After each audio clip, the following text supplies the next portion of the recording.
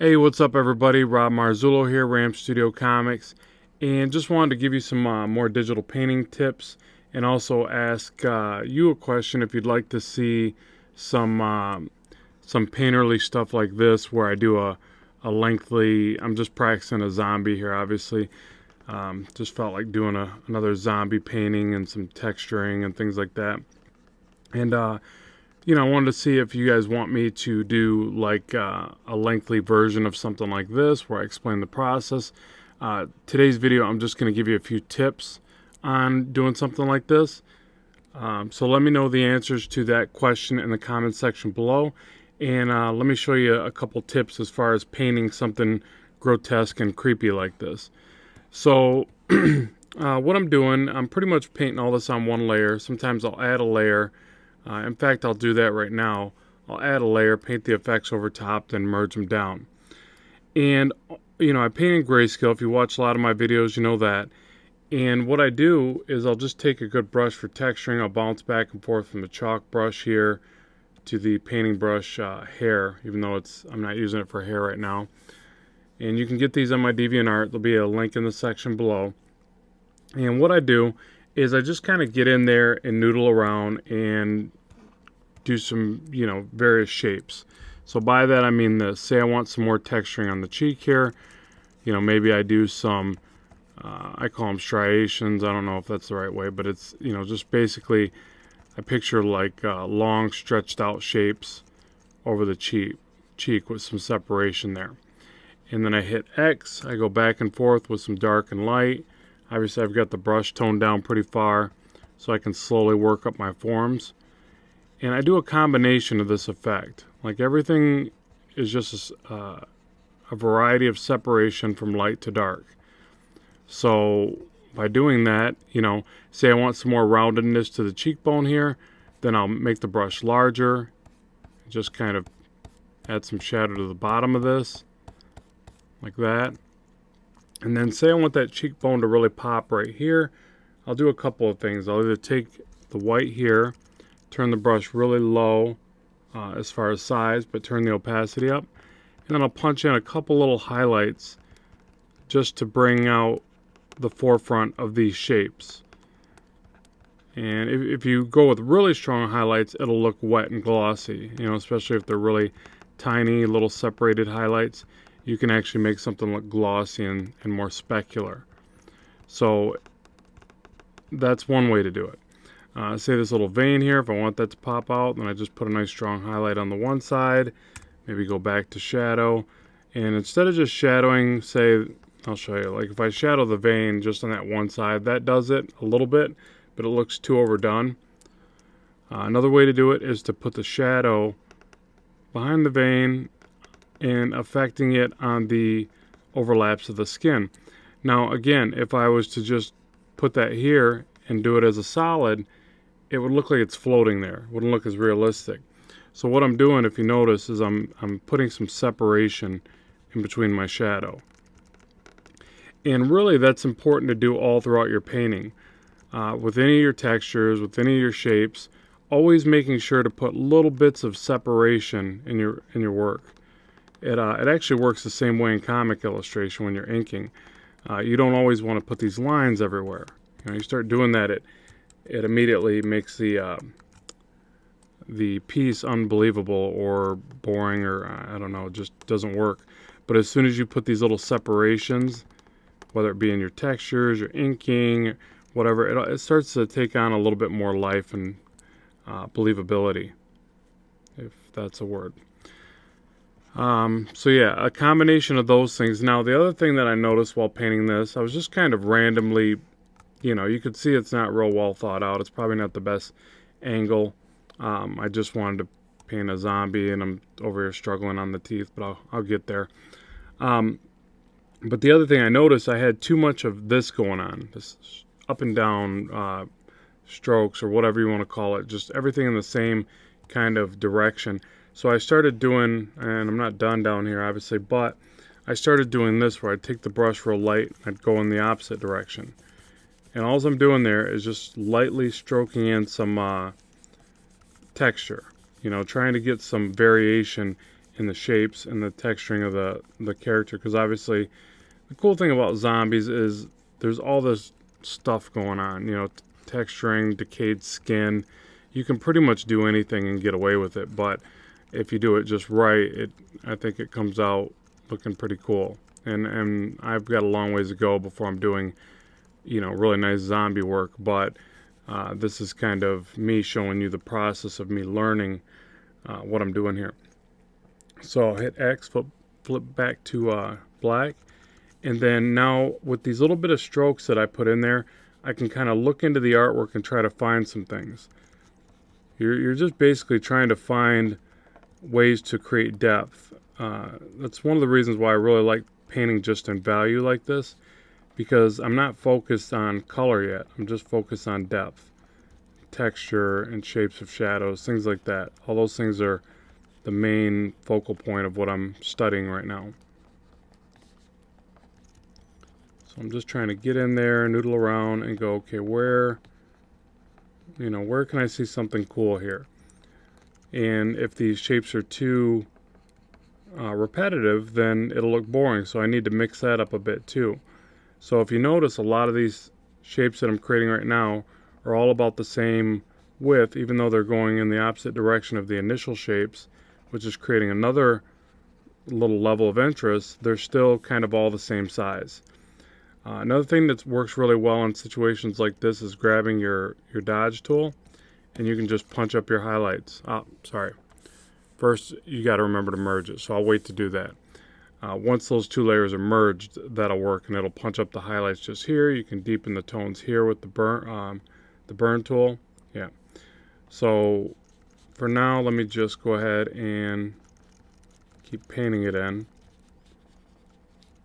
And obviously you can still do the same thing with just painting. Go back to white. I can punch up my highlights just by painting them in. Again, making sure to add separation so that I get a more textured look.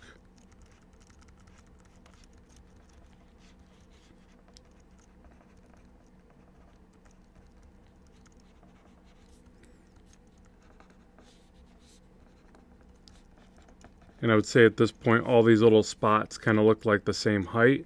So I can paint some of these other ones back a bit. I'll increase the brush size. Just kind of paint in between this and grab some of the areas to the back. And try to paint those down just a little bit more.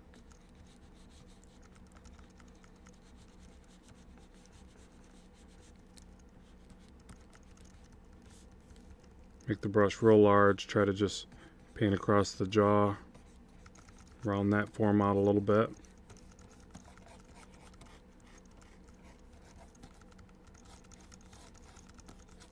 Nice heavy shadow under the lip there to push this part of the form out. So it's just a combination of all that, just playing around and trying to really find these shapes in there. But the beauty of toning the brush down real low and just painting over top like this, it doesn't look like I'm doing much, but I'm adding texture the more I paint over top. And I just keep doing that until I basically find something that looks cool and I want to see stand out a little bit more, and then I paint back with the highlights. Maybe I want to see this particular shape go right over top of the others, in which case I could paint the highlight across there first, turn back to dark, and then paint small little bits of shadow.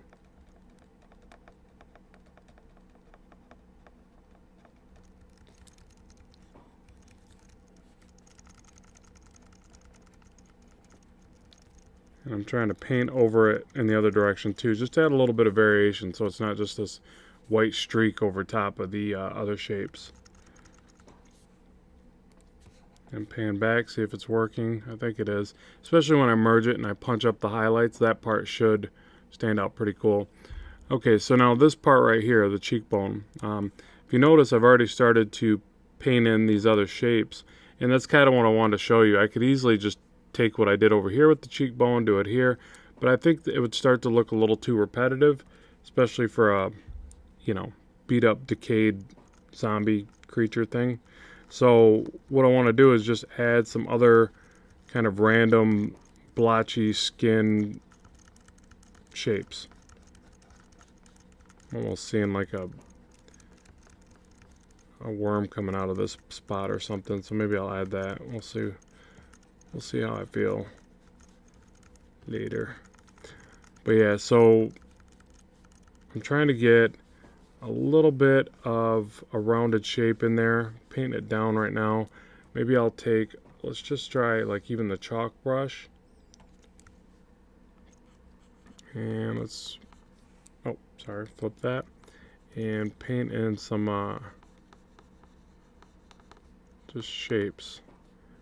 And sometimes I'll block in the shapes as a solid, kind of, you know, a little bit, not so much opacity, but just solid shapes like you see me doing here, and then I'll work from that. So I do a variety of things when I'm trying to add texture. Definitely don't want to get stuck in just a repetitive rut in your painting, because it'll look boring.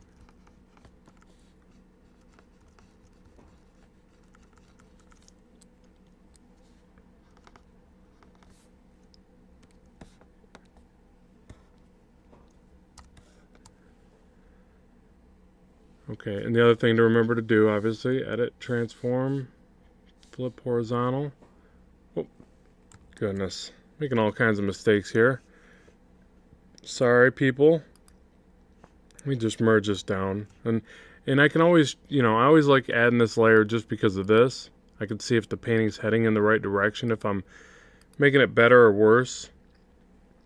And if you don't mind layers and your system can handle it, then I recommend just doing it like this, where you select both, hit Command J, merge down, disappear the other two, and you keep doing that, and then as you get so many ahead, you can delete the ones down at the bottom. Only if your system can handle that, but it does give you some more abilities to check your work and really see the direction you're going with your painting.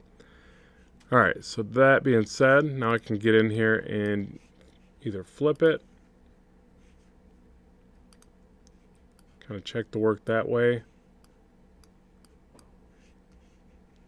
and I can also grab my dodge tool here, punch up some of the highlights just a little bit, try to add a little bit more depth and light source. I kind of want this strong highlight coming off the side of the face there. The rest I'll probably put more into shadow, and then I want the secondary rim light to be evident on the other side.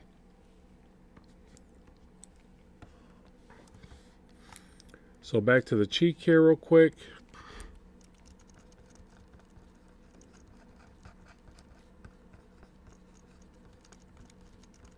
So again, I'm just getting in there, painting some shadows. It can be both under these kind of rounded forms, and then also just a little bit of separation, textures in between them, maybe even a little over top. All just random thoughts. It's not really anything that I'm saying, you know, I see real vividly in my mind at this point. Just kind of playing around with texturing and shapes. I just know that I don't want them to look too repetitive or overly smooth in any one area.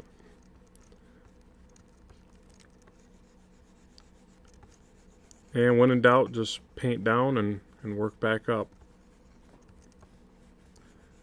Sometimes I'll just get frustrated and paint an entire area right down to almost nothing, and then paint it back up and see if something else works out. And I think I'll even turn the brush down a little bit more.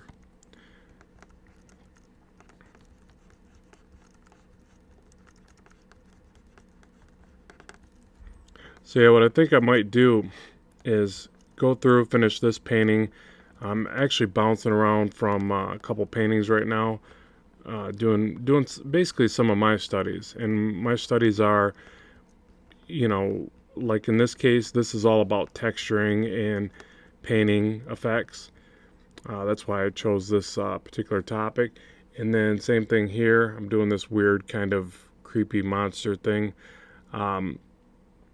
You know, which I don't know if I'll even finish this one, but it was just, you know, if you notice, I'm just kind of picking areas and practicing, you know, kind of some scaly texture effects.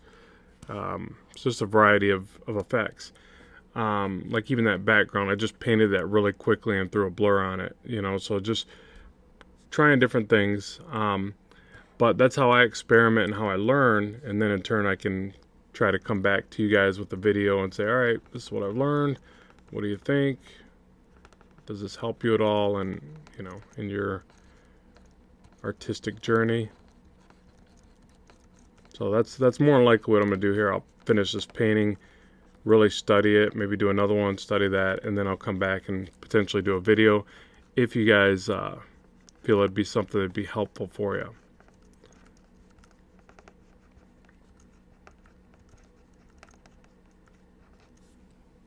And girls, just so you know, when I say you guys, that's like my slang. I do mean guys and girls. Sorry, ladies. I talk with a bit of slang.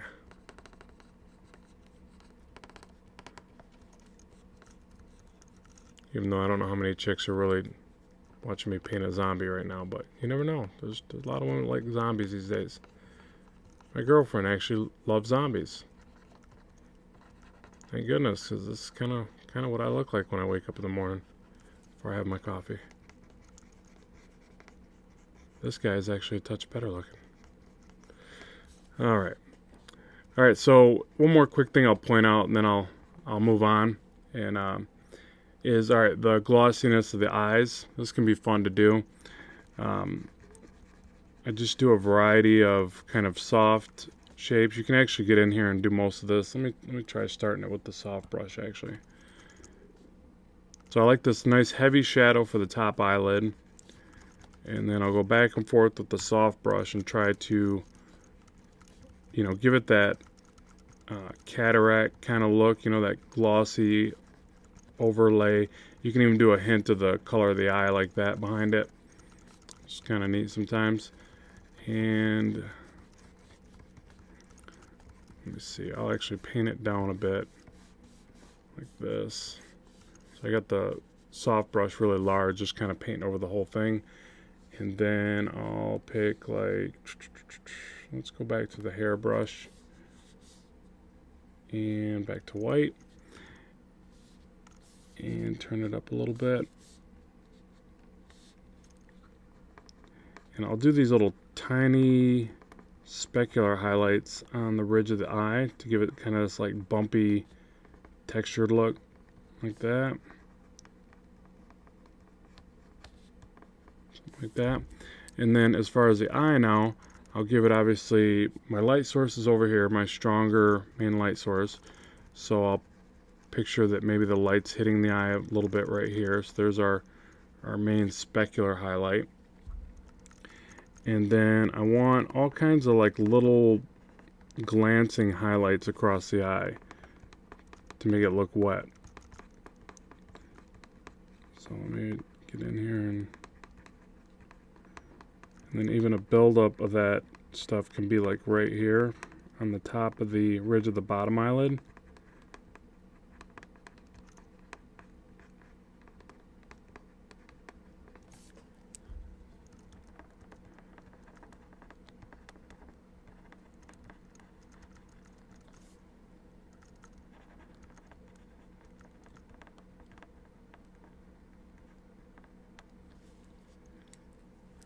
And I hope I'm doing this right. And you can do another one kind of across all of it, like maybe like a glare.